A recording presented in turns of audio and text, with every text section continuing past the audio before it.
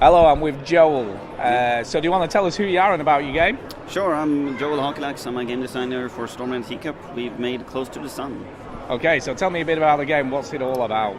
So imagine a world in which Nikola Tesla was massively successful. A world in which he did not get screwed over by Edison.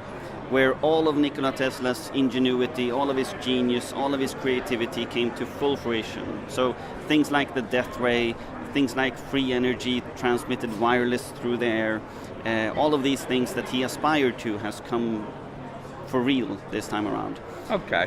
So Close to the Sun is basically a first-person horror adventure set in that time period, or alternate take on history. We're not leaning into the horror quite as much as you would expect from other horror games such as Soma or Outlast or Layers of Fear. We're using horror more as a way to keep players on their toes, just to keep some tension going. So let me ask you, I mean, there were no weapons in the demo that I played. Is that going to be something, or is it literally no weapons, hide in a cupboard sort of thing? Correct. You either run or you die. Okay. Think on your feet, make split-second decisions, or get killed in various brutal, horrible ways. Now I've got to ask you a little bit about the aesthetics, because it feels very much like BioShock. Yeah. So tell me a bit about that. Was it? I'm assuming that was an influence for the game. To be fair, not initially. I mean, we're a small indie studio. We never thought that we would be able to punch that high above our weight class. Initially, when we started off, we were aiming for projects such as Layers of Fear or Soma, which, I mean, even those projects had longer development times than us. So that were our aspirations early on.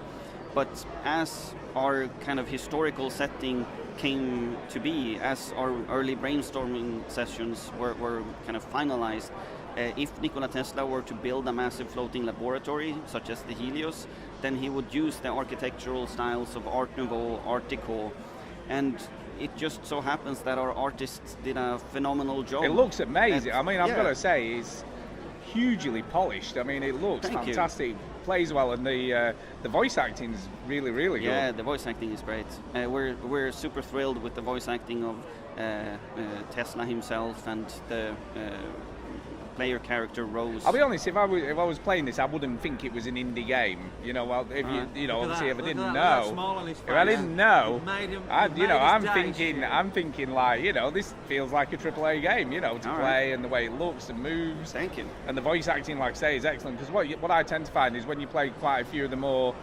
story-driven indie games, the voice acting doesn't tend to be as professional and can sound a little bit wooden. Right. No, we found a really good studio here in London, Soho Voices, who helped us find the talent and get the script that we wrote into a proper production that we feel content with. So how long has this been in development for now then? A little over 2 years now.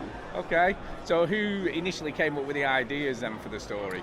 Well, this world and the lore and the setting was a team effort where we're just shooting ideas and eventually landing on something that just referenced itself. Once we had Nikola Tesla in place, for example, he's such a fascinating character that you can poke at him from any angle and something interesting will fall out. And it seems a little bit mad in the game. Sure.